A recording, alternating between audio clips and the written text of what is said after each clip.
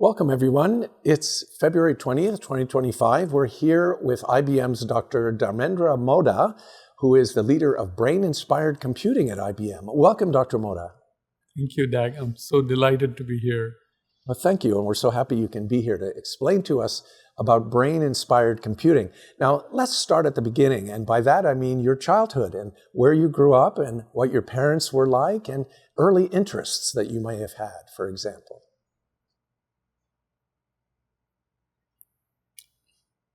So, starting very far back, I was perhaps in 6th grade. And there was a day that I remember where I realized that I had done well in an exam and I had studied the day before. So if you study, you do well. And so that was a remarkable thing. And after that, I just suddenly became the number one student in my little class. Now, I come from a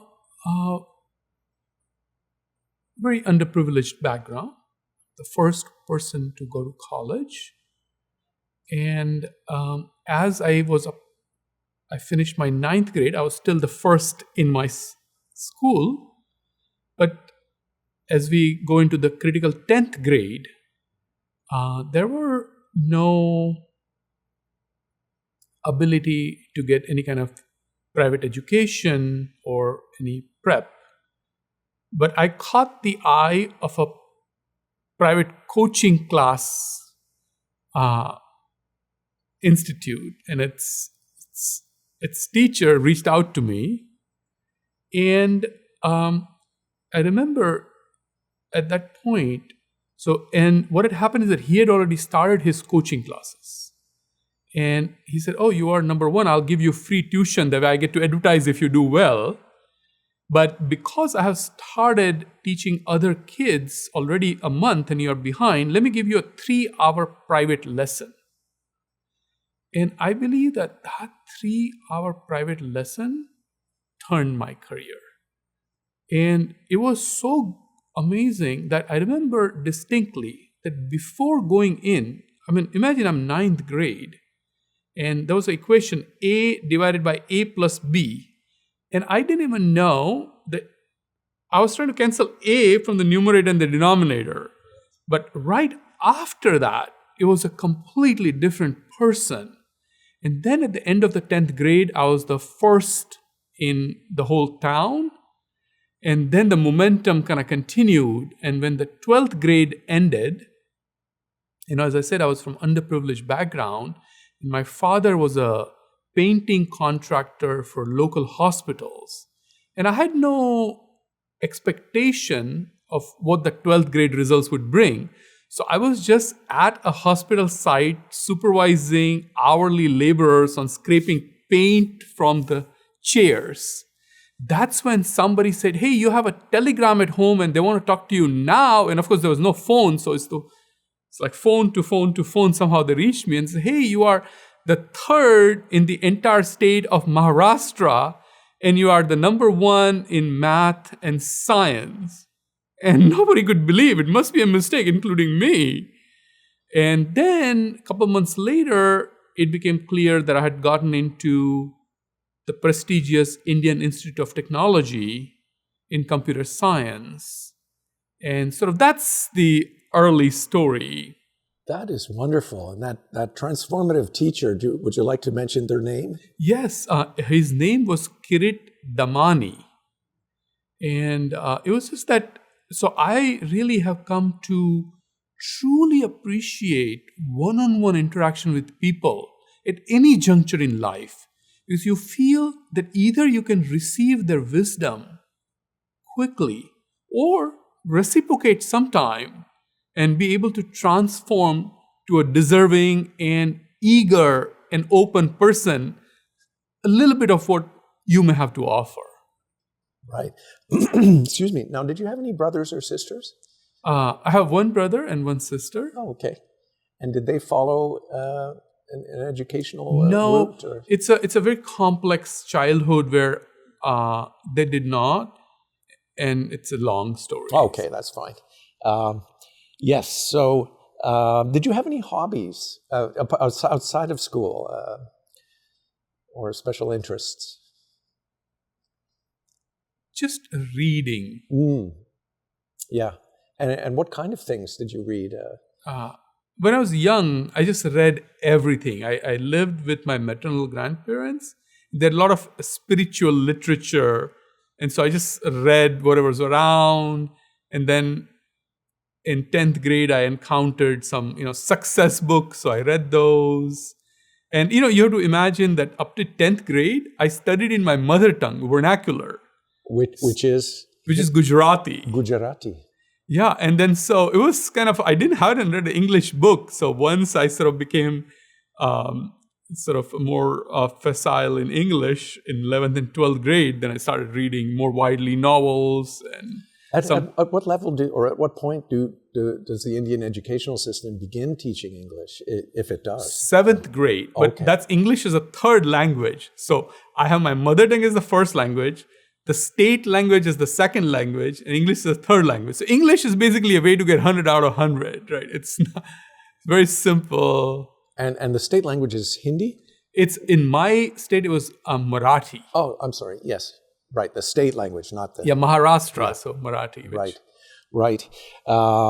And do you have any... You've been to Indian and American universities. Do you have any comments on the differences or similarities between the two? Well, the experience was remarkably different. In India, I got my undergraduate education, which was at Indian Institute of Technology in Bombay. And they trained me up to be a very good, highly competitive engineer. But in my mind, I did feel that there was a lack in my education, which is that I just was lacking something. I couldn't articulate. But then for my graduate education, I came to UC San Diego. And there, a professor who also had gone to IIT reached out to me. And I discussed with him that I feel something is missing. And he said, yes, what you're missing is mathematics. So he guided me to actually start, it was amazing. I had never taken linear algebra, probability theory, analysis, none of this, even simple courses. But he said, look, you're smart. Just start taking graduate level math courses. So for 2 years, I took graduate level math courses and transformed myself in applied mathematics, filling that gap. And then I was very fortunate to, and the same professor, Professor Ramesh Rao, guided me that an ideal advisor for me would be Professor Elias Mazari. He said Elias Mazari is a very grounded, applied mathematical professor in the electrical engineering. He only takes one student at a time, and you would get 8 to 10 hours with him. And boy, I did. Is that every week? Every week. Yeah, that's a lot. That's a lot. So again, you see the one-on-one education that I had gotten, repeated. And then at UCSD, I also had the privilege of meeting Professor Robert Heck Nielsen, who was an adjunct professor, but he was a pioneer in the field of neural networks. And also, he was a founder of a company called HNC. And he became, somehow, he liked me, I liked him. And I wrote my first paper with him.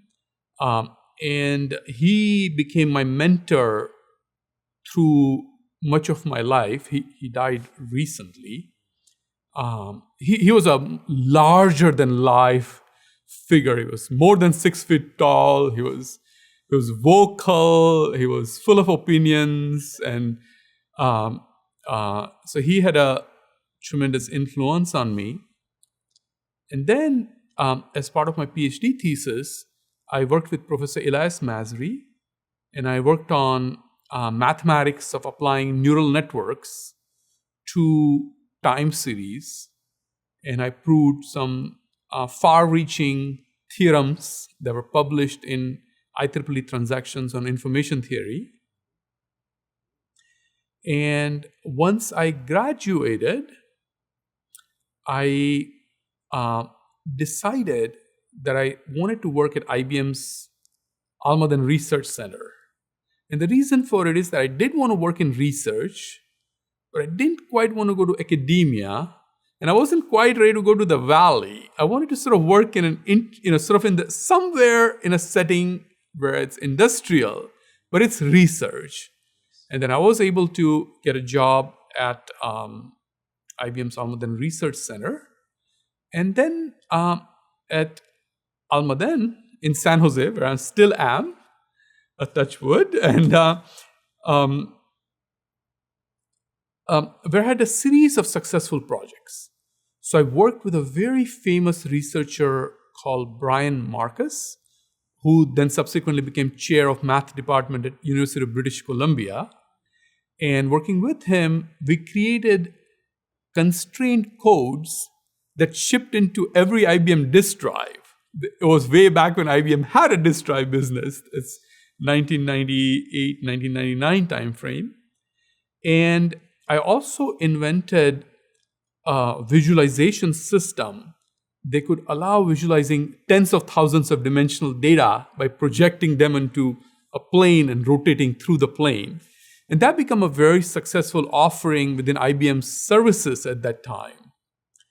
And then right after the dot-com burst, I had the sense to start my own company, which turned out to be not successful. And partly because the ground was burned, the VCs were burned, but also it was because I was a first-generation immigrant, 3 years out of grad school, and I just didn't have the subtle aspects of management, negotiation, business, the subtlety, and the technical fire in me was rough. It wasn't a channeled fire. And then we had unplanned second, pregnancy 15 days after I quit IBM. And finally, when there were only about $6,500 left after a year, I could have gone to any startup, anywhere, but I said, I'm going to go back to Almaden. So it was just a one call, and I went back to Almaden. Then at Almaden... Sorry, can I ask what was the name of your startup and what was their sort of elevator pitch or their product? Yeah. So the name of the startup, of course, it's lost in the history of cadavers that are buried in Silicon Valley. But it was called Treelet. And the idea was sort of a web search in a click. And it was a very beautiful idea. I had a beautiful demo that I developed, once I quit IBM. Was it a way of visualizing data? Yeah. It was a way of visualizing in a very... Was it built on the previous IBM? No, it was completely off. No. Yeah, okay. I quit IBM. Then I bought my own computers, own software, developed the idea over time, for a few months.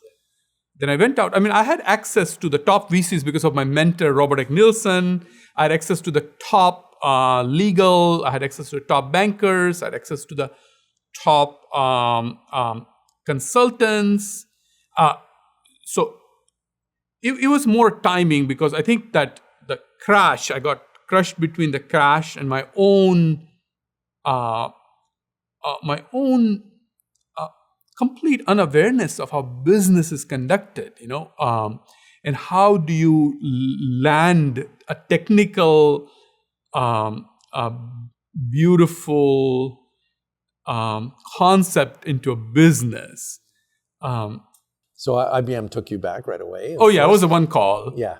Oh, that's great. And gave me a raise, which was nice. Very nice. Now, what can you tell me what your position, just your titles were at your first stint at IBM, and then coming back, what was your title? So IBM, for a long time, maintained a common band. It was just called research staff member. And you had pretty much, you could grow all the way in the research staff member. So I was a research staff member before and after. There was no change. It's kind of like Bell Labs member of technical staff. That's it. Yeah. But now it has changed. Within last just a few years, they have changed to match with the industry norms.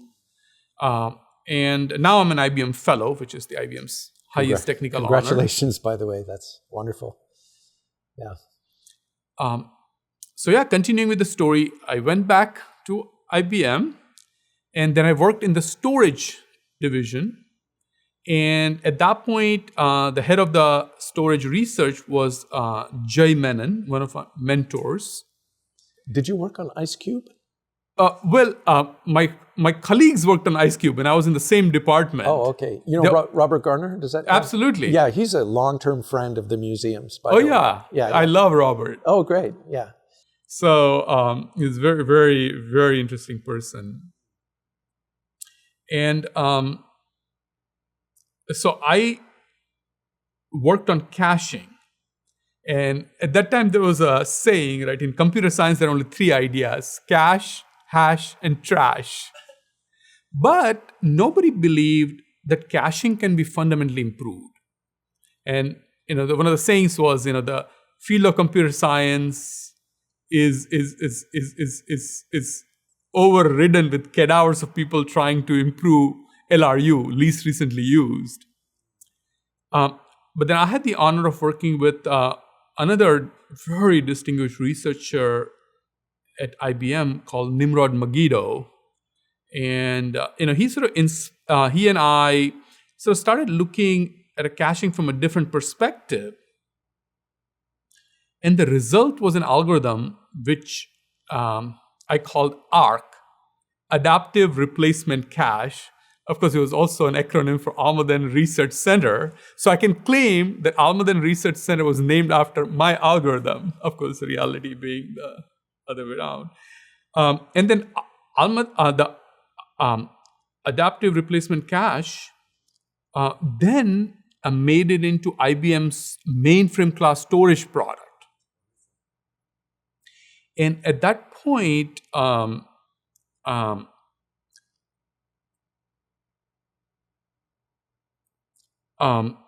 it got into the product. Eventually, fast forward 10 years from then, it received the Test of Time award from Usenix Fast. So it's really considered a fundamental breakthrough in caching, which sort of adapted between recency and frequency in response to an evolving workload rather than a static policy. So it was a very beautiful breakthrough. I was very proud of it. So at that point, this was 2004. And as I reflected in my career at IBM, it was 100% success rate. I had gotten codes into disk drives. I had gotten a 10,000 dimensional classifier system into services. I had gotten a caching algorithm into IBM's mainframe product. And so there was a specific day, July 16, 2004, when I realized that I'm successful perhaps because I'm not tackling complex enough problems. And that somehow I'd sort of, around that time, I'd started learning meditation, and I was meditating. And a clear thought emerged in my mind on that day that I'm going to die. Not that I'm going to die imminently, but eventually, as we are all mortals. And that life is not worth frittering away. That it is a treasure that once lost cannot be recovered. Every breath, every moment was very, very precious. And then I said, I'm going to now attempt something that is worth attempting. And so at that point, I started studying neuroscience. So I was still now pushing my caching algorithm into the product. So there was I was already successful, so I had barrier. And at that point, Google came calling in about 2005. And laid down unbelievable amount of cash. So it was very tempting, and it really challenged the true me. What do I stand for? So I took that cash to IBM and say, I don't want this, but here's what I would like to do. So I would like to work on brain-inspired computing. So at that point, the head of Almaden Research Center was a very distinguished scientist called Mark Dean. Oh, yes. And he's in the National Inventors Hall of Fame. Very, very, and he was also sort of my mentor. And so he said, I think you're going to fail. It's a cheap bet for me. Try it for a couple years. So that's all I can ask for. So then in May 2006, I organized a 2-day event called Almaden Institute on Cognitive Computing. So this was an event where I sort of visualized if one were to host an event where the highest brains who thought about brain and computers are brought together, what would that be? And so I had a free hand in crafting that event. So I was able to get Gerald Edelman, Nobel laureate. I was able to get Henry Markram. I was able to get Robert H. Nielsen. I was able to get Jeff Hawkins. I was able to get Turing Award winners, Shannon Award winners, presidents of the Society of Neuroscience, members of national academies, winners of National Medal of Science, winners of National Medal of Technology, cognitive neuroscientists, roboticists, computer science, electrical engineering, literally everybody who was thinking. And I was able to get also head of DARPA, former head of NASA. It was literally anybody was there. And so because I organized this and because I was able to put it together, again, I was able to get this, like a bee going to many flowers, drops of wisdom and direction from each one. And then subsequently, I spoke at the Decade of the Mind Symposium, which also had Nobel laureates and very, very high level people. And then I got a 2-year grand challenge from IBM to set up this cognitive computing, which eventually I changed into brain-inspired computing. Can you tell us the difference between the two? There was no difference. It was more that cognitive computing eventually became so big that IBM itself adopted it for a little while as the moniker.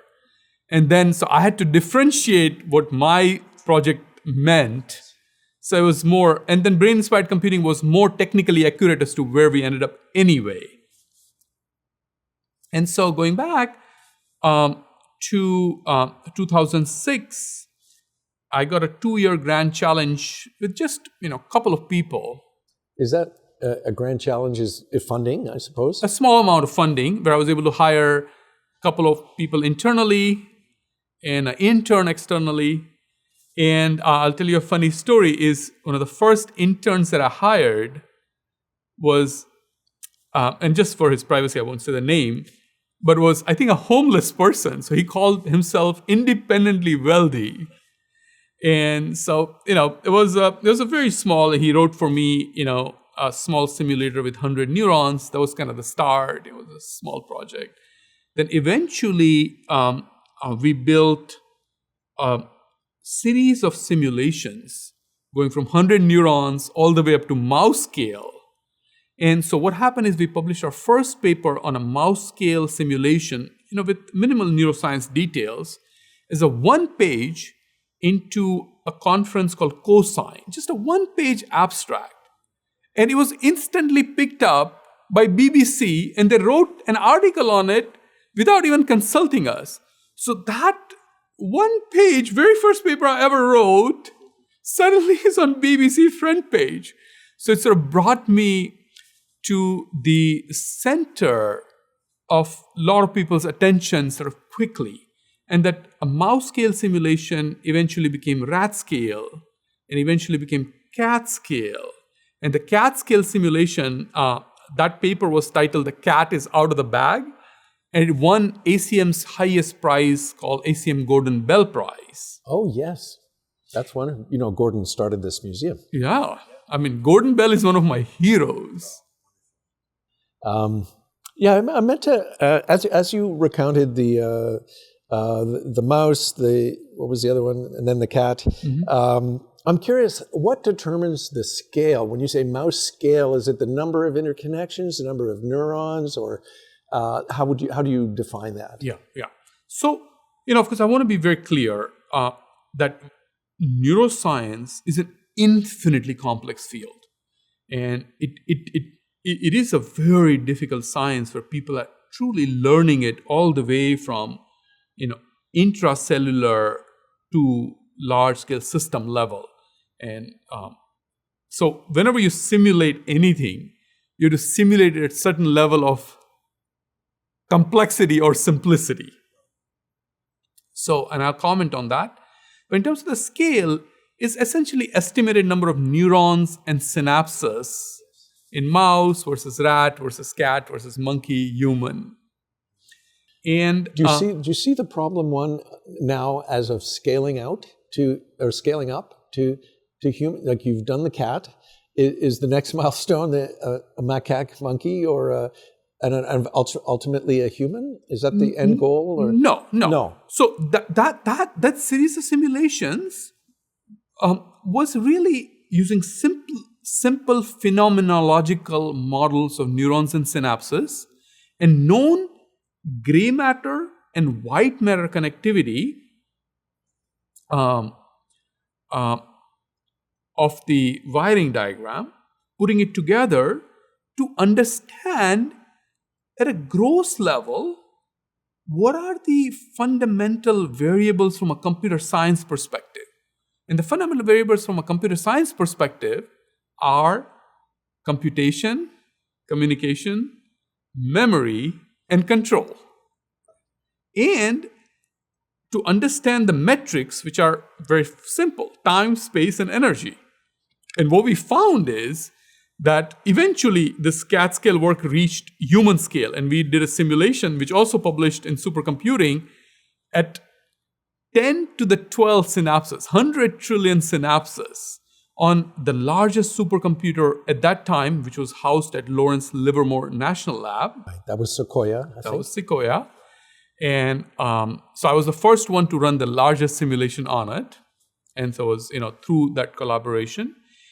But what it taught us is that while the human brain consumes power of a light bulb, fits within a volume of a 2-liter bottle of soda, and does this amazing feats of action, perception, and cognition, this simulation required supercomputer that filled a whole football field.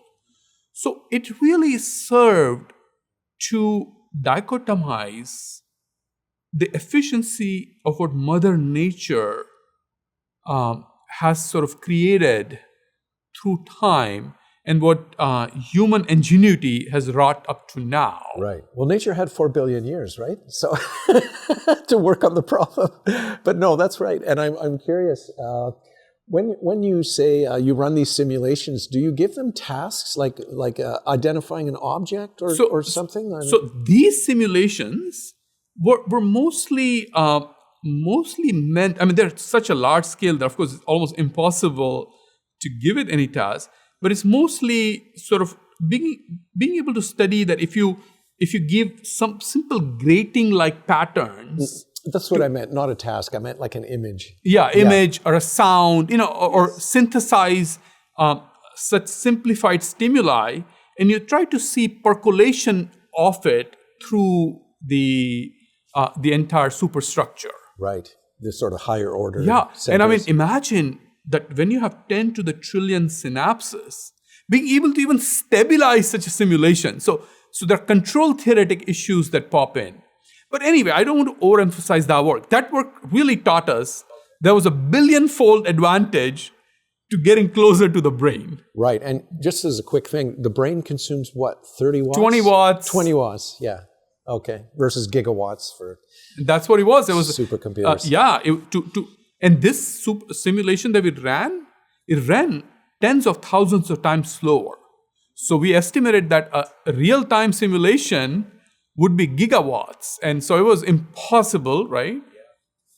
And so then, sort of coming back a little bit, so going back to 2006, and I took you off the supercomputing tangent, but coming back, in 2008, DARPA came out with a program called SyNAPSE. And this program was started by a really radical thinker called Dr. Todd Hilton, and with backing from DARPA's director, Tony Tether, who was present at the 2006 Almaden Institute, so I had a connection with him. And at that point, I put together the IBM response to DARPA SyNAPSE. So I was the principal investigator. I was able to bring together almost all of IBM and Stanford and Wisconsin-Madison and Columbia and UC Merced and several other players. And so now I was beginning to form a team. What was the goal of the project? So the goal of the DARPA SyNAPSE program, and I'll tell you that when DARPA SyNAPSE program was announced by Todd Hilton, it was in a conference room in DC. And when he said the goal of the SyNAPSE program was to build a chip with 1 million neurons. And there was like a laughter everywhere in the audience. It's like, oh, DARPA doing its DARPA crazy things.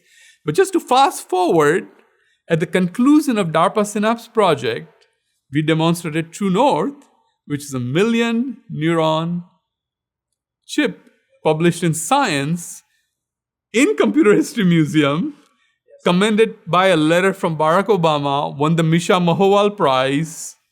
I became a Scientist of the Year of the R&D magazine, an award given to several Nobel laureates previously. And so the Misha Mahowal Prize is very nice because I know just a little bit about that. Unfortunately passed away and was working with Carver at Caltech and worked on silicon retinas, I think, and similar neural projects. Yeah, Misha is, of course, leaving the tragic part aside, she was a true pioneer in many, many facets, to start it off with Carver then.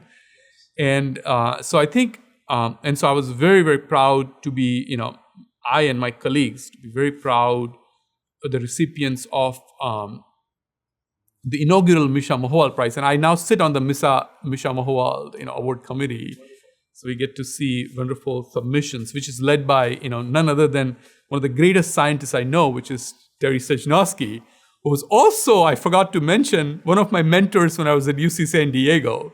So you see, I really can claim no credit because I just happened to find all these amazing people who filled me with a sense of possibilities. And Terry is, I must say, is one of the all-time greats. I mean, I don't know if you have ever met Terry Sejnowski, but he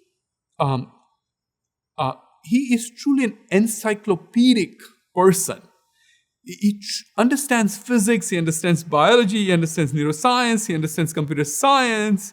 It's a gem. It's a profound human being. I'm very proud to have met him. So, and also I when I refer to I, it's sort of a royal I, right? In a sense that I've had privilege as I started this project at Almaden of a number of colleagues who have worked with me through these years, and it's been a joint journey, and it's part of it's, and we will maybe towards the end we should touch on it. It's part of the culture that we have established, where we're able to freely share ideas and freely able to criticize the idea without criticizing the originator of the idea. And by separating the idea from the person, able to augment it and change it and pass it back for improvement has created this culture which I truly have enjoyed, and I'm really grateful for a series of, amazing people who have joined and stayed, and they're my very close collaborator and colleagues, and just it's been a joy of my life to argue with them, as I say every day. Now I noticed I saw a picture, I think, of True North, and you were. It was a picture of the team. Yes. In the auditorium.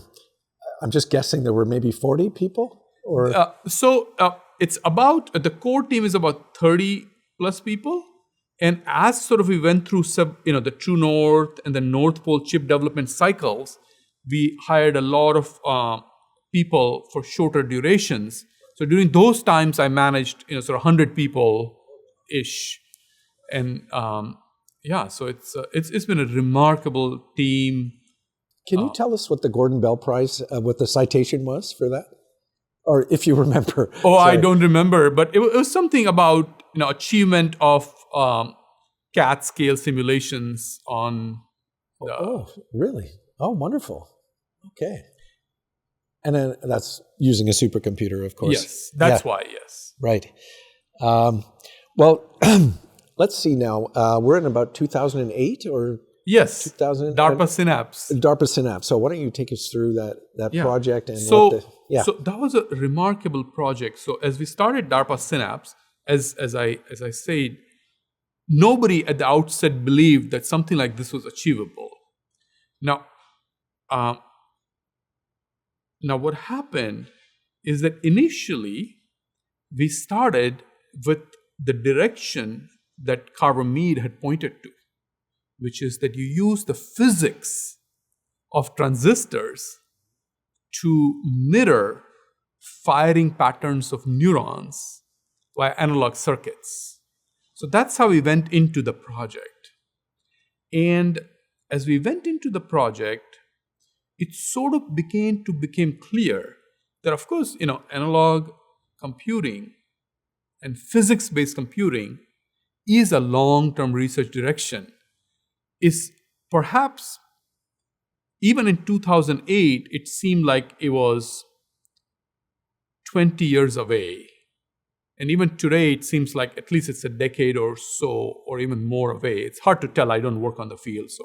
Can I ask, just to flip back a little bit? Well, it's about Synapse. What were the intended applications? They were looking at military or defense uses, perhaps? No, DARPA is a fundamentally open agency. So they were more interested in the core technology demonstration than in application, because it wasn't even, people are laughing at the thought that a 1 million neuron chip is even possible. So application is completely out of the question. Okay, that's a good point. Right. Okay, that's good. So what came out of the Synapse project? Was that? What came out? Yeah. First, so as we went through this, I was thinking, well, there's this whole analog physics-based approach, which is going to take a long time. We don't have time, money, or mandate for 30 years. So what do you do? So I switched attention to a digital and a mathematical approach, so from analog physical to digital mathematical. So that was my first change in direction. And then, if you look at the neuromorphic field prior to that, it was focused more on neurons. And we started focusing more on synapses, because there are about 10,000 synapses per neuron. So the problem is more limited by synapses than by neurons. So given these changes... Was there a specification for number of synapses in the synapse? Yes. They wanted 1,000 synapses. 1,000, 1 million neurons and 1,000 synapses. Okay, sorry to interrupt. Yeah, no, it's perfect. And then so the first thing we did was, of course, you want to make a big journey into small legs. So the first leg, we created a chip which was internally dubbed Golden Gate, which is a tiny worm-scale chip with 256 neurons and 256 square synapses. So it was a crossbar. And so that chip was made in IBM's 45 nanometer SOI process. And at that point, I came in contact with who's now Professor Subbu Iyer at UCLA, but at that time was the CTO of IBM's Fishkill fab. And at that point, we discovered each other. We happened to be alumni of Indian Institute of Technology, Bombay, so we became friends. I mean, of course, he's way senior. And so he helped guide that design. I'm curious, why silicon on insulator versus... That was the process that was available at IBM. Oh, okay. And so, in fact, that's a very good question you asked. So when we made the chip, first thing we observed that the chip had two kinds of power consumptions, active power consumption and passive.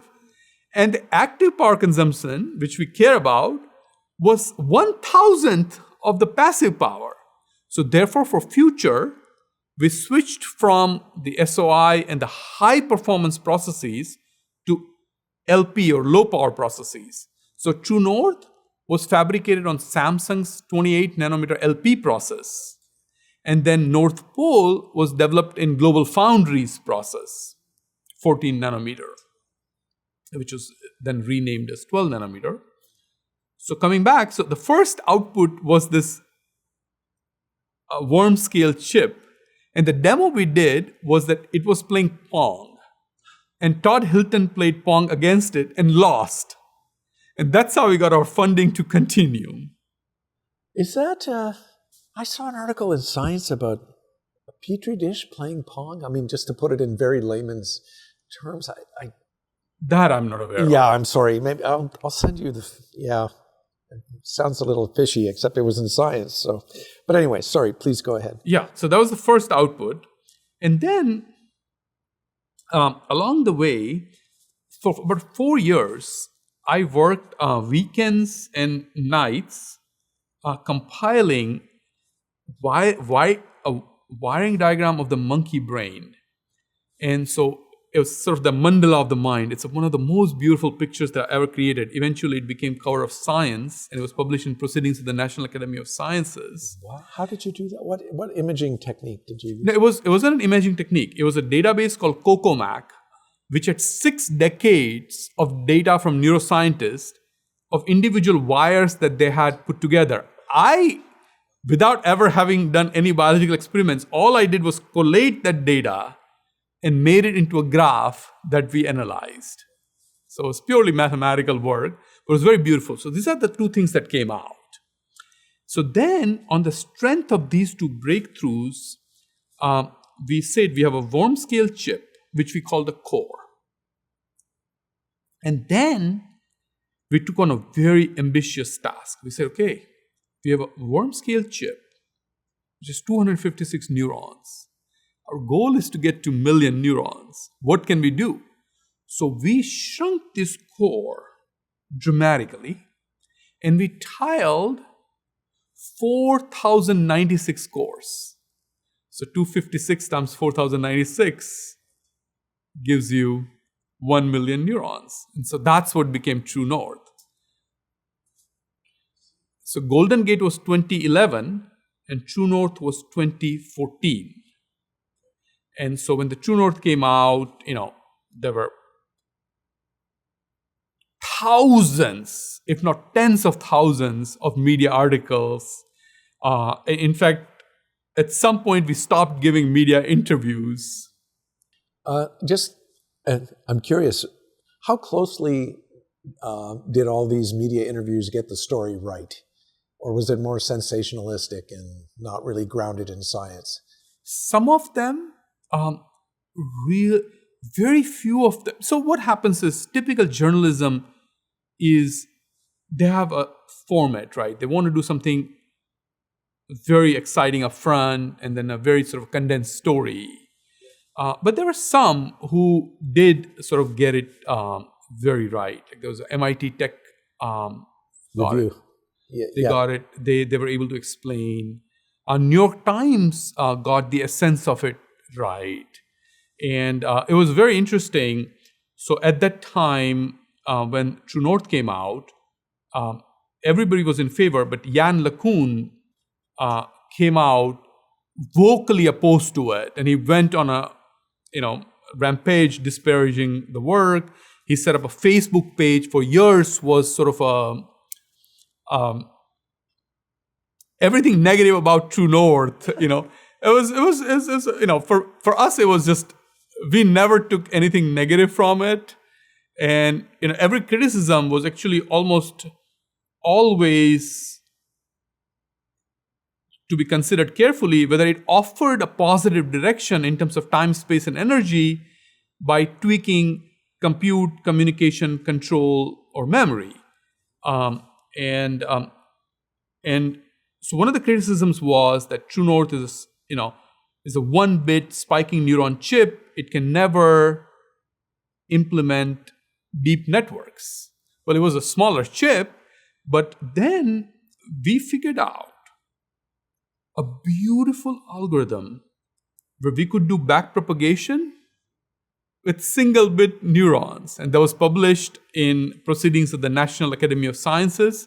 Those work was led by my colleague, Dr. Stephen Esser, who had joined at the very start of the DARPA SyNAPSE. He was the very first person to join the project. He was a PhD in neuroscience from University of Wisconsin-Madison.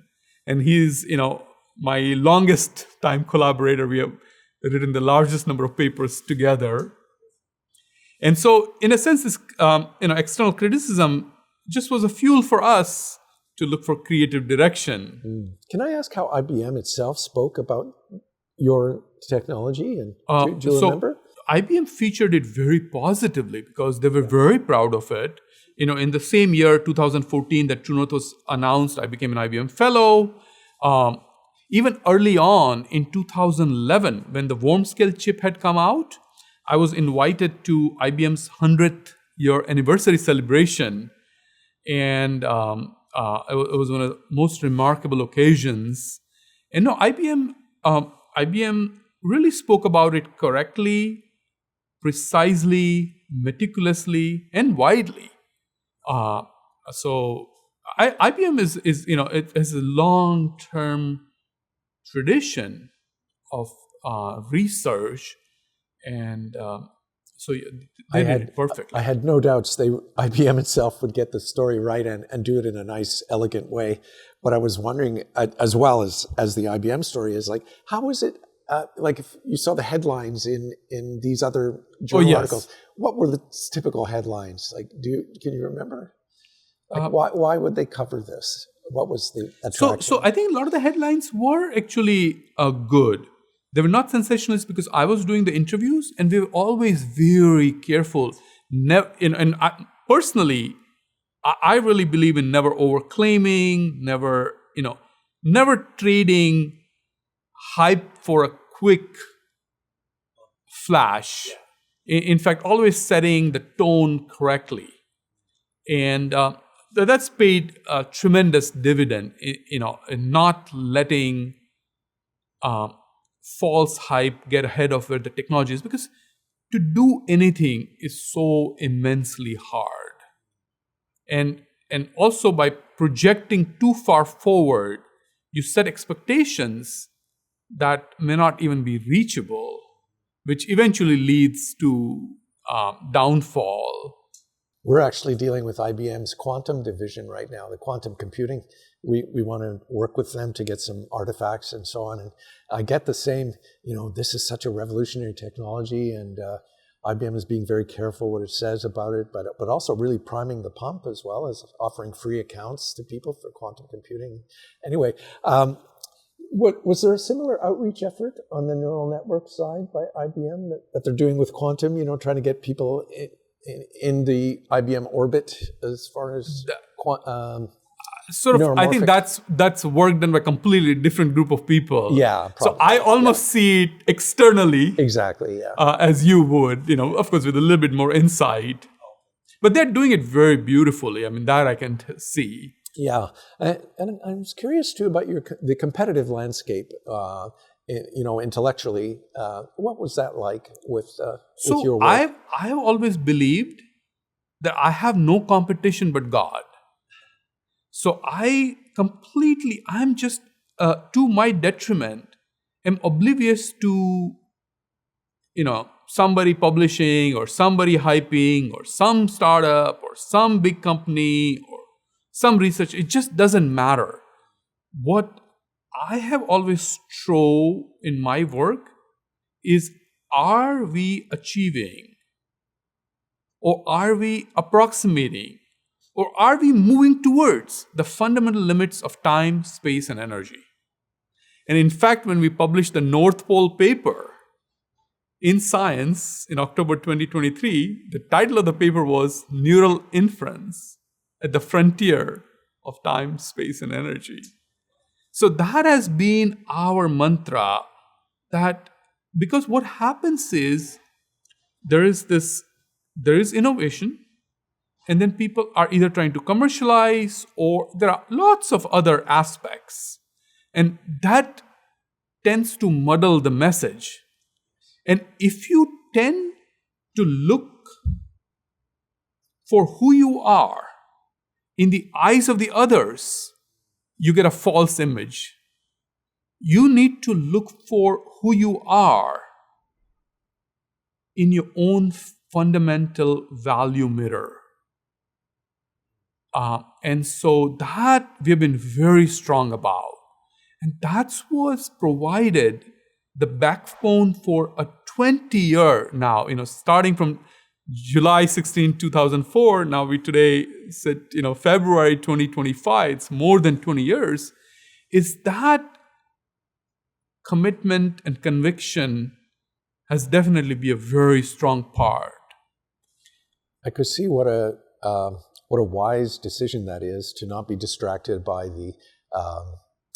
the froth of the news, and it helps you focus and keep your eyes on the real goal. So that's a wonderful, and I like what you said about God. That was very lovely. Let's see. So there's training and inference, right? In AI. And can you explain why your chip is better at one than the other? Yeah, that's a very good question.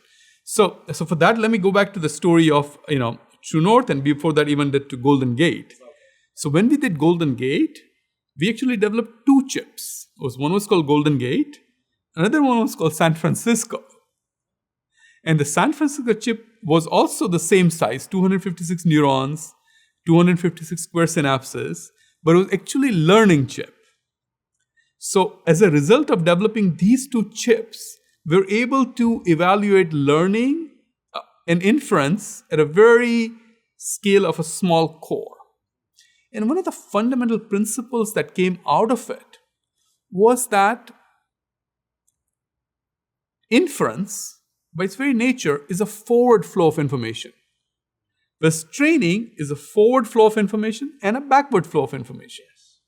But if you think about computer science, we think of memory as a linear address space. And if you think of weight matrix, a two-dimensional weight matrix can either be row major or column major. Therefore, it can be organized efficiently in one dimension. But you can't organize it efficiently for access in both forward and backward direction. Now, this is a very simple observation. It has much more nuances than what I'm communicating. But that very simple nuance begins to tell you that training and inference are two fundamentally different operations. That's one. Second is, the way the brain learns or the brain trains is hypothesized to be a rule called STDP, spike timing dependent plasticity. But the way all the algorithms that we use today are based on something called backpropagation. Now, backpropagation is not spike timing dependent plasticity. Therefore, that's another reason to not mix training and inference. So back at that point itself, when we went from Golden Gate in San Francisco to TrueNorth, we only took forward Golden Gate and not San Francisco. And so the decision to go to inference was made very, very early, and it has proven to be right, because it turns out that, as cutting to the complete chase as to where we are today, and we'll go back, but where we are today is, today we have taken a large language model with 3 billion parameters and 8 billion parameters, and we've been able to demonstrate extreme fast speed by orders of magnitude and extreme low cost by orders of magnitude for inference. And I don't believe that mathematically and physically it is possible to create one architecture that can do both efficiently. Now, that's just a hypothesis. Give me $1 billion and I'll try it out. So given how difficult it is to test that hypothesis, and given our conviction that we can do inference efficiently, and given, so what happens is, as you know, Dag, right? A human being's creativity is infinite. But civilization's resources, in terms of time, people, money, and mandate, are limited. So therefore, as a creative engineer, I want to do everything. But as an executive, I have to place my chips where the odds of the winning are the greatest. And this is the executive that I didn't have when I failed in 2000 at my startup. If I had counsel of me then, I would have been successful. And so as, one of the sayings that I've come to love and hate is old too soon, wise too late. Right. Or youth is wasted on the young is another. Yeah. Well, that's fantastic. I was going to ask you about a competing effort, but I don't think I will now, since you mentioned you're not really affected by them. Oh, yes.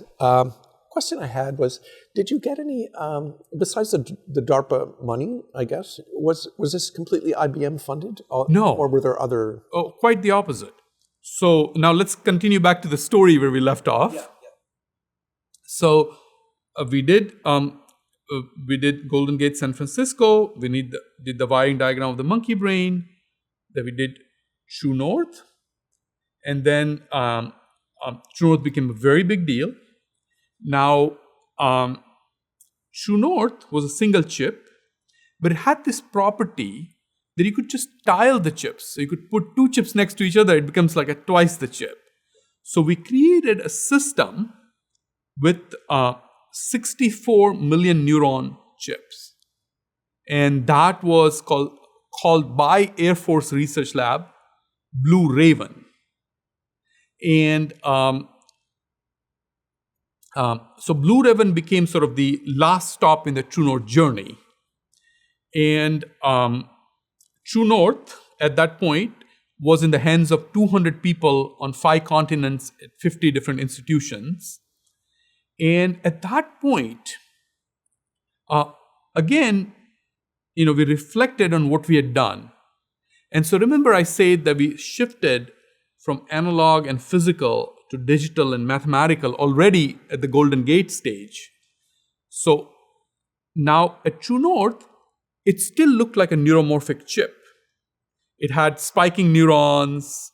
It had sort of spread out architecture. So one of the fundamental observations, and that observation was actually, there's also a story, which is, I forgot the exact name. I think it was 24th, but I forget. It was May 24th, 2015. So TrueNorth was already published. It was very widely acclaimed. And it was an unusually warm day. So at that afternoon, my wife and I and my son, we decided to take a day off. It's like such a beautiful day today. I hadn't taken any days off that year, so we took a personal day off, and we went to San Francisco in the Crissy Field Park. And my wife was drawing something, my son was skateboarding, and I was sitting, and I had this profound meditative aha where I could see true north, and I could see that really, true north was amazing in terms of its energy efficiency. And it was amazing in terms of its low latency. So it had time and energy. But I could see that in terms of space efficiency, it was wanting. You mean like die area? Yeah, it was very large. It would be very expensive chip to commercialize. So that was a very striking observation, which you don't get a time. Once you commit to a goal, you execute. But now, in the aftermath, in the glow of it, you reflect and say, what is the best next thing to do? So we looked at it and said, okay, so that means it is not capital efficient. So then you have to look at the entire neuromorphic approach with a fresh eye. So what happened? Why did we end up with a chip that is time efficient, energy efficient, but is not capital efficient? So then you say, because we are taking the brain and converting that into mathematics digitally and mapping it onto silicon. But wait a minute. The neurons fire at 10 hertz. Transistor fire, let's say, at gigahertz. There is such a disparity. And brain is implemented in organic biochemical substrate, whereas what we have is inorganic silicon substrate. So if you're trying to hammer in a purely neuromorphic approach into silicon, you're not listening to the technology, as Carl Mead said. And so that began a very firm conviction in my mind that what we needed to do now was bring in the capital efficiency. And that was quite... so now I had to go back to my very old colleagues, and as I said, we love to argue, and tell them what we've done was wrong. And I was like, what? Everybody's loving it. You're telling me it's wrong? I'm saying, well, it's not wrong, but the direction forward is not continuing this. Direction forward is 90-degree turn. And in fact, I forgot to tell you a very interesting story, which is, remember I told you that when we moved from analog and physical approach to a digital. So what had happened is that was also an amazing moment is we were trying to do this and it was not working. This was end of 2009. This approach wasn't working. And so on December 16th, 2009, after having won the Gordon Bell Prize, but knowing that this approach is not working, I have money from DARPA, but this is going to fail. I came home and I told my wife, this is going to fail. This is it. This is done. We're done. So what should we do? And so we said, it's done. We're done here. So let's do something positive. So we just booked next day flight to Hawaii. We'd never been to Hawaii. So went to Hawaii. On the way back, the entire family caught SARS. Oh, no. And I was out of bed, out of work for 21 days, maybe more. So in that darkness, these ideas were going. And out when I came was the Golden Gate idea formed. And that point, when I went back to all my colleagues and said, we're going to completely change direction, what I did was I employed a technique from Edward D. Bono called 6 hats. Where, look, I'm going to present an idea. You can say anything you want, but you have to attach a color. White for fact, red for emotion, yellow for positivity, green for creativity, black for negativity, and blue for coordination and next steps. So it allowed people to disassociate their feelings from what was on the table. And I was able to drive a convergence towards what I was proposing was the only way to save the project. And so anyway, so I employed a similar technique. Very impressive you're reading De Bono, by the way, I have to say. That's good. Well, it wasn't that I was reading De Bono. It was that we homeschooled, my wife homeschooled both of our children with a little bit help from me. And as a part of it, in 2009, we had taken them to a 2-day workshop at Stanford. And they were teaching this technique. So I just overheard them teaching it to the kids and it just percolated. But anything works, right? And since then, I have been a very big believer in creativity. So, there's a serenity prayer, right? Which is, God, give me the strength to change what I can and accept what I cannot. But to change what you can requires creativity. To even understand what you can change requires creativity. And I've now studied, at one point I had bought, literally every single book I could buy on creativity. And then now that I have gone through this cycle with multiple creativity techniques, I summarized it into just one phrase, which I'll share, which is that creativity is being able to look at any problem, conundrum, situation from all possible angles, and then being able to choose from it one that offers the highest promise. So that's in a sense getting out of your comfort zone. Absolutely, you must be able to look at it from every single perspective, and of course, you never can be sure that you looked at it from every single perspective, and that's the human limitation. And so continuing on, so after, in this May, I had this idea for NorthPole, and there was a lot of debate. So at that point, we were joking whether to call the chip between, after TrueNorth, what do we call it? Should we, so two names came. One was Santa Claus and one was NorthPole. And somehow people didn't resonate with Santa Claus, so we went with NorthPole. And so, but NorthPole then we started working around it, and it evolved. It evolved in a deep way. And then eventually, working with Air Force Research Lab, we were able to pitch it to Office of the Undersecretary of Defense, Research and Engineering, where a series of visionary government officials, through many administrations, were able to look at it and say, this could offer, both industry and our government, unique technology. And so we were able to get substantial funding. So DARPA SyNAPSE funding was $53.5 million. And then we were able to get hundreds of millions of dollars for NorthPole. So cumulatively, U.S. government has funded approximately $200 million or more in the project. Now, is that just IBM's share, or it's mostly IBM share? Yeah, right. Well, that's a significant. And so and so that again, I do have to say about United States of America is, their ability to make bets over such a long period of time in ideas, people, projects, and the wherewithal and continuity to follow it through administrations, to follow it through. So it's continuity of purpose and strength of decision, without which, it's okay. I mean, it's great for me to say, oh, we were so creative, but they were literally the wind beneath our wing. And would you agree that it's the program managers that are really the... I think it's at all levels. Kind of the... Oh, okay. Yeah, I mean, Todd Hilton was backed by Tony Tether.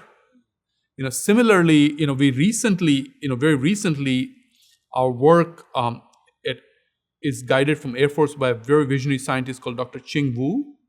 But he's also worked with Office of Undersecretary of Defense R&E, where Mr. Maynard Holliday was one of the champions. And Dr. Heidi Shu herself was a champion. And before that, when we were even in the TrueNorth program, we had a champion in Honorable Zach Lemnios. And so I think it's not just a person, it's the process and the institution. And the continuity. And I think the strength of their character and their belief to invest multiple decades ahead to avoid strategic surprise, as DARPA's mission is. So it was founded after Sputnik, right? Yeah, the ultimate strategic surprise. I'm curious how many other efforts at IBM, sort of on the same scale as your brain-inspired computing efforts, and I don't expect you to know all the programs, but just let's say at Almaden, would there be like 5 or 10 or 20 such You mean government funded like or just research? Sort of no. I mean, if you look at research IBM programs. research, right? Yeah. So so if you look at some of the great IBM projects, so one of my heroes was, which you have interviewed at Computer History Museum, is Backus, John Backus. And he created Fortran, huge project, right? Then a series of my colleagues at Almaden, led by Edgar Codd, right, created DB2, right? And Ray Johnson and company, even before, created the disk drive. The RAMAC, yes. Yes, right. Right. And then the giant magnetic effect, right? The whole word that made the disk drives really so much denser. So that's just the Almaden history. And then, of course, the brain-inspired computing work. And, I think I may not get it right, but chemical mechanical polish for the silicon wafers, that work was done by my colleague Bob Allen at Almaden. So, and also the work, the atomic work, right? I forget the exact characters, but. Oh, the AFM? Yeah, AFM work. Atomic Force Microscope. Yeah. Yeah. That was done in Zurich, though, I think? Or? No, so I meant the different work. I meant by work by... I'm forgetting. Oh, that's okay. Yeah. So where are we now? And so we are sort of at the start of NorthPole. Okay. And so NorthPole, between 2015... So on one hand, we were creating this large TrueNorth system, which went from 1 card to 16 card to 64 card. And so that got done. By the way, what was the host machine for the? You mentioned cards. Each one was on a separate card. This was a custom host for each one of these. Okay. Yeah, so we didn't really have a server for those. And so that work sort of peaked in July 2018.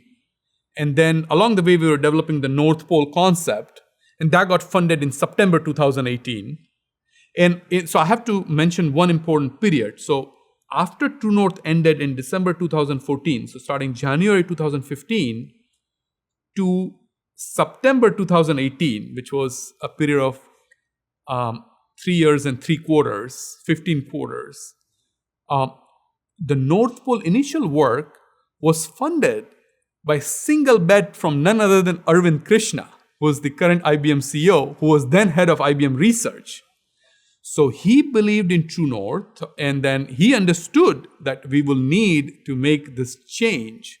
So he wrote a $15 million check, which kept me afloat until the government money arrived. So again, you see, it's a public-private partnership. And then even before I won DARPA SyNAPSE, there was the IBM Grand Challenge. So it's been this interplay between this public-private partnership, which got us here today. And then so, continuing with the story, is TrueNorth. So now, TrueNorth has reached its peak. Blue Ribbon is delivered in July 2018. And in September, we earnestly started NorthPole. And then in NorthPole, we, again, we're literally striving for every single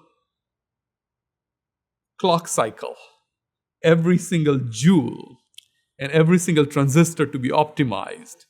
And again, we weren't and we did, in project management, there is good, cheap, and quick. The cheap was fixed because that's the government money you can't do. So there was a struggle between good and quick. So we chose good over quick. So we didn't compromise optimizations. And as a result, we taped out December 2021, and chip came back, and then we tested it in 2022, and then we submitted actually the paper to Science. I believe it was the same day as this Monday 2 years ago. And then, Science went through its own multiple rigorous review process, and it was published in October 2023. Before that, I got permission to give a talk at Hot Chips in August 2023 as a sort of limited unveiling. With Science, it became public. Now, the beautiful thing was, in Science, we demonstrated that North Pole was at the frontier of time, space, and energy for sensor processing applications like ResNet and YOLO, image processing, video processing. But at that time, the large language models were exploding. So at that time, the head of IBM Research, Dario Gil, asked us, and my manager, Dr. Jeff Welser, who's been my long-term partner, brilliant scientist, asked us if we could map large language models to North Pole. We never thought of it, but we should try. And so that became the next phase of extreme surprise, where we were indeed able to map a smaller large language model, and now we are mapping medium-scale large language model to North Pole, and show that it is at the frontier of time, space, and energy for large language model, and that's where we are today.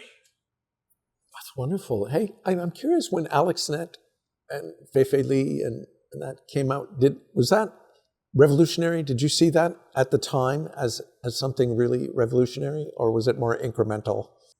So of course, Fei-Fei Li, without her taking the lead for the ImageNet, the field would have never truly been standardized.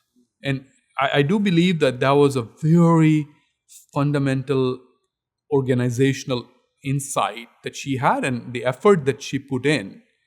And then, of course, the work that happened in convolution networks, ResNet being the epitome of that work, I do believe was revolutionary.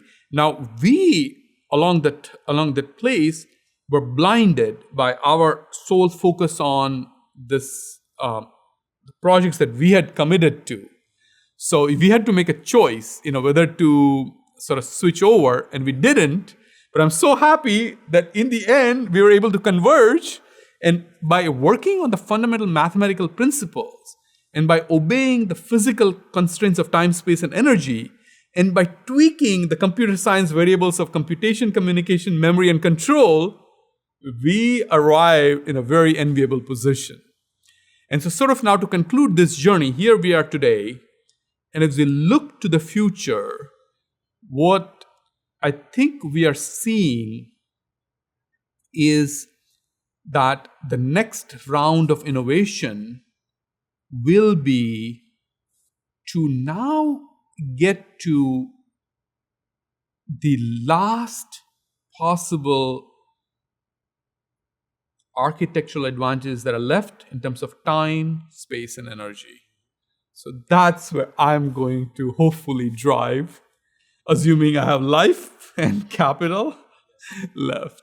And do you have any hints or technologies in your quiver that you think might apply to solving these more advanced problems? I think that today's North Pole represents a very good image of what's to come. So I think the momentum now and the direction now is correct. We are in the right triangle of time, space, and energy. So now it's a matter of optimization than of radical directional shifts. Right. And are there companies using TrueNorth in any products, or is it still kind of a research? TrueNorth, basically, we stopped supporting it after Blue Raven. Okay. But North Pole... Sorry, North Pole I meant. Yeah, North Pole is at use, at evaluation, at scores and scores of government agencies. Almost... Do you know the applications there? So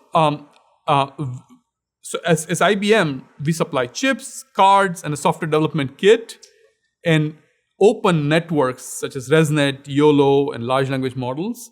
And then I think from then, they carried on. It's kind of opaque from that point on. It's just that there's no backward flow of information. Right. Because we are sort of a research organization. So our ability ends at that point. But we hear nothing but just happy email. I'm like, there's almost not a day or week goes by when we don't get some incredible feedback back. So that's going very well. We are also engaged with defense industry base in enabling them in the same way. Yes. And so that's going very well. And we are engaging with edge partners in the auto space, and they have a much longer time horizon. Yes. So that's going. How would they use it in an automobile? So in automobile, this Autonomous would be driving, maybe? this would be a chip that would aid autonomous driving at a very low power, at a low cost, so that's being discussed. And on the fourth side, the most exciting from an IBM perspective is we are considering, still I'm in IBM research, demonstrating uses of how this could be used in a data center, how this could be used for large language model inference in a fastest and cheapest fashion, and how we can continue to innovate so that it offers the shortest latency and the lowest cost by combination of algorithms, computer architecture, and technology. So that pretty much sums up where we are headed. Do you see any development? I'm asking you to predict the future here, though, but do you see any insights from neuroscience, for example, changing the direction or anything that you're doing? So that's a great question. So, the analogy that I think of it is that water flows from mountain down to the river to the ocean, and neuroscience is the mountain. And sort of we got from it, we got tremendous insight from neuroscience. The first insight we got is there's a hypothesis in neuroscience that the brain is composed of canonical cortical microcircuits, which goes back to Vernon Mountcastle. Now, this is not a proven fact, but everything points that this may be correct. I know Jeff Hawkins totally loves Mountcastle, yes. And so if you look at that hypothesis, and if you look at our first core, we think of it as a canonical cortical microcircuit. And we took that, and in TrueNorth, we created 4,096 array of this canonical cortical microcircuits. And what we have done in NorthPole is we have taken this canonical cortical microcircuits and now made it capital efficient. So in a deep sense, we got that. The second thing we got is this connectivity, right? So the brain has very rich local gray matter connectivity between the canonical cortical microcircuits and very global white matter connectivity across different brain regions. So inspired by that, we had a on-chip communication network for TrueNorth, and now NorthPole, we have 4 different networks on chip.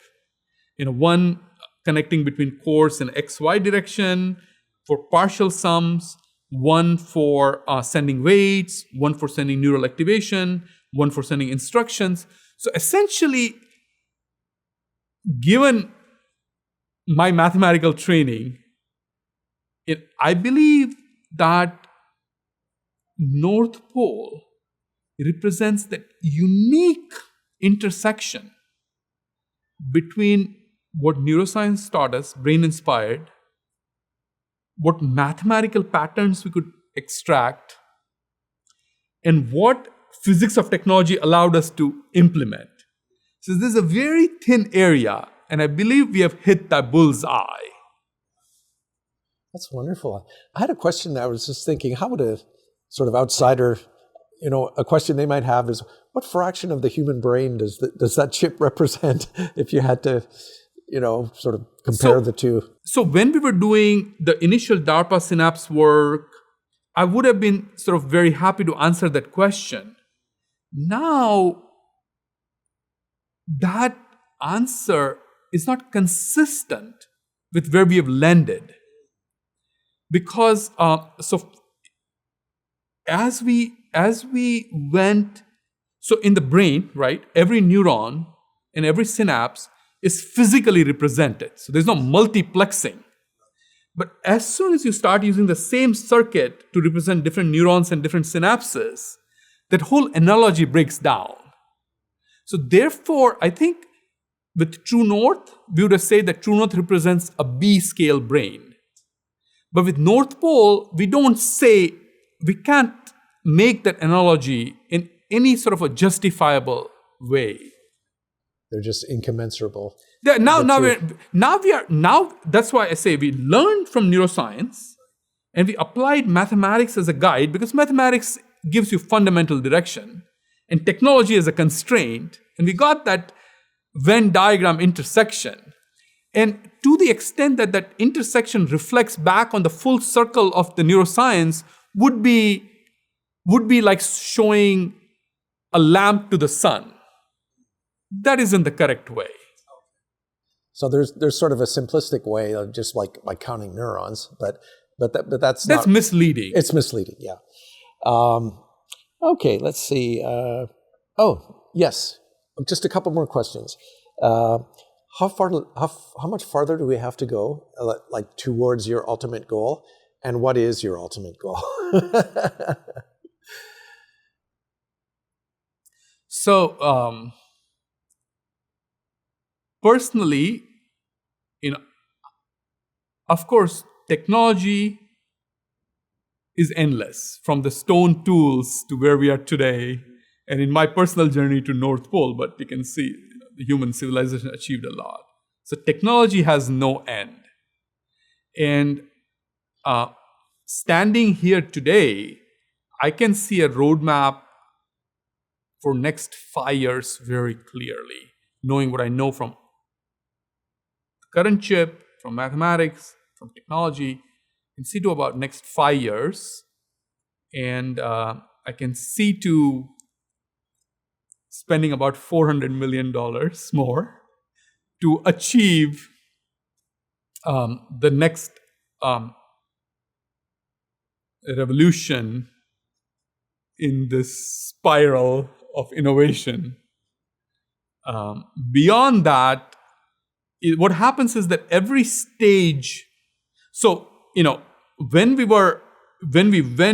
I started the project, there was no way I would have seen DARPA SyNAPSE. We started DARPA SyNAPSE. There's no way I would have even seen Golden Gate, because we were seeing analog and physical. And as we were doing Golden Gate, we were beginning to see True North. But when we were doing True North, there was no way we would have seen North Pole. And I see what you mean. And now that I've seen North Pole, I would say today is February 24th, right? 20th.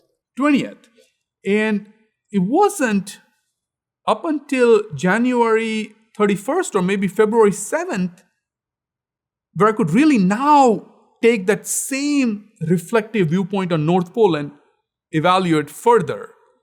So it's sort of you have to open every door to see what's behind it. Yes. And there are lots of temptations and false paths and obstacles and limitations, which could at any point stop the journey. Yes. Right. Yeah, there's economists call it path dependence, where each step depends on the previous step, and you have to have them all linked together. And I have to say that I have one of my really brilliant colleagues, and I haven't mentioned all of them, is Dr. Brian Taba. And he always comments on the path dependence of our project. In other words, with the hindsight today, I can sit here and sort of tell a story as if it's cohesive, but it has been, series of steps that build on each other. Yes. Well, I think we've probably reached the end, but I'd like to give you one more chance to say anything you'd like to say about your project or your life or your career, anything you like. So, I would just say that the kick to start this in July 16, 2004 was this realization that I was going to die.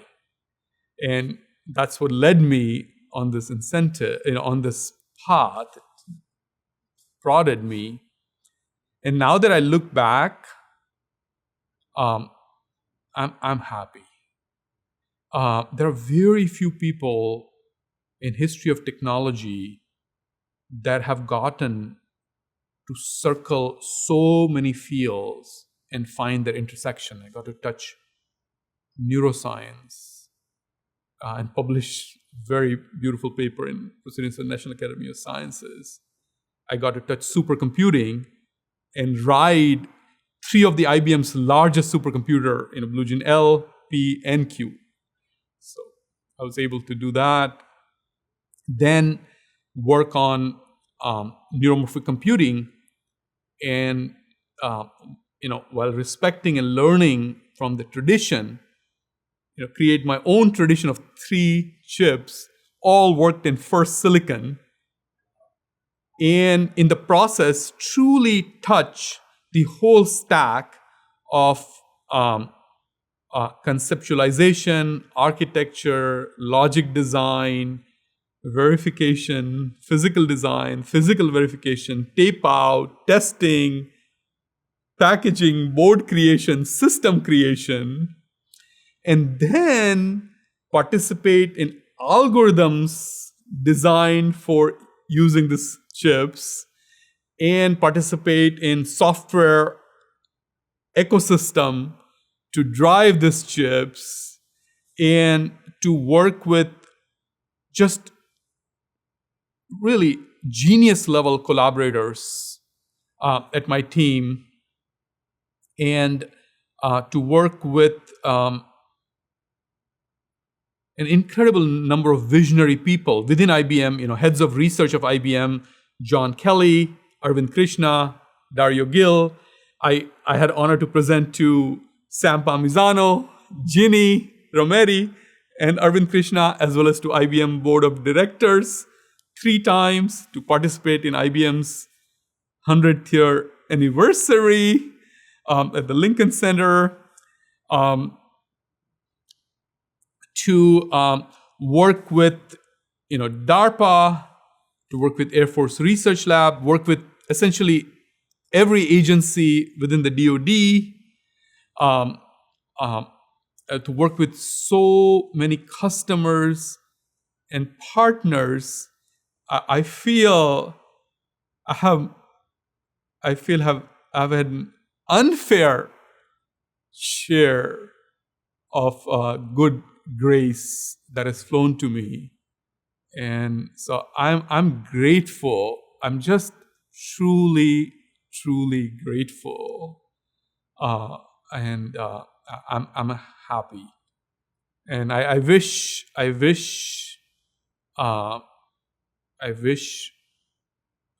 positive change for all human beings, and collectively for our nation, our society, and for the whole planet, and all living things in it. Wonderful. Dr. Modha, thank you so much for speaking with us today. Thank you. It's been a pleasure, Doug. Thank you.